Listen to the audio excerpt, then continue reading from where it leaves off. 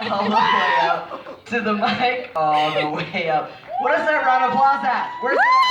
Yeah. My lord.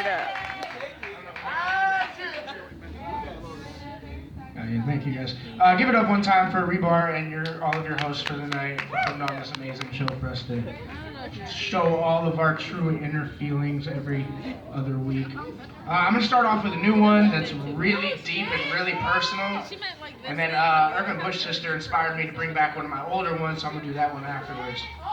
So I'm gonna start with this one. It's called My Way. Man, where do I start? I'm about to get deep and speak from my heart. We're gonna go on a real tough journey, but I don't want you to feel sorry for me. Cause my childhood was bad, but I know some had it worse that's easy to see. But here is just some of my sad story. A gambling addiction tore a family apart. We lost game systems, a car, and a house just for a start. 5 arrests for crimes I didn't commit, and 2 just because I was longing for the attention I know I would get. My father was a piece of shit. Sorry to say, but there's no way to sugarcoat it. The older I got, the harder the hits, until finally they turned into fists.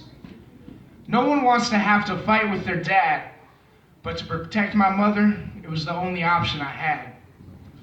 We were treated like maids that he got for free. Have you ever had to empty a disgusting bottle just because someone was too lazy to get up to go pee?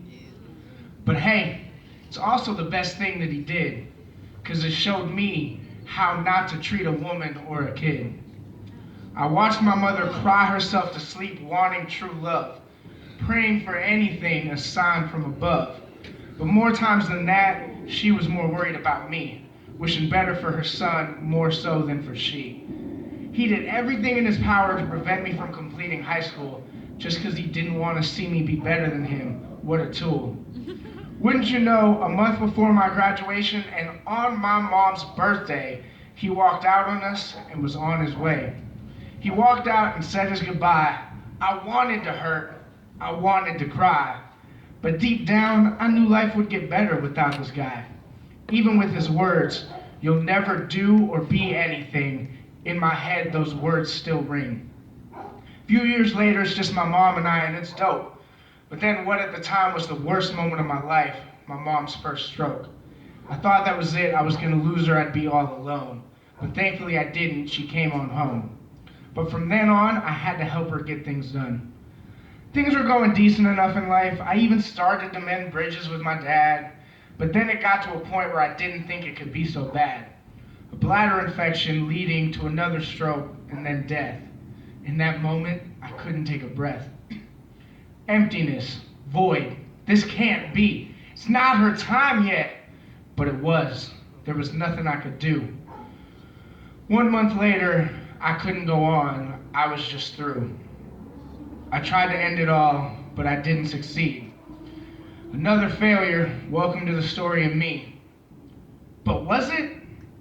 No, not at all. I realize now my mother wouldn't want that to be. I'm here to prove him, not to prove him wrong, or I'm here to prove him wrong, not for him, but for me. Now I'm living life decent enough. I'm paying my bills, getting by and doing fun stuff. I could have let it break me, I almost did. But hey, at the end of the day, I can hold my head up proud and say, I got through it, and I did it my way.